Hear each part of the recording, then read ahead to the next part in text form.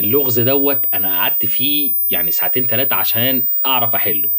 انا هسيبه قدامك تمام، ولما نشوف هتعرف تحله ولا لا. اللغز باختصار، عايزك تطلع لي كام نمر في الصوره. خلي بالك الصوره مليانه نمور كتير جدا مختفيه، ممكن ما تعرفش تجيبها، بس اما نشوف عندك قوه ملاحظه ولا لا.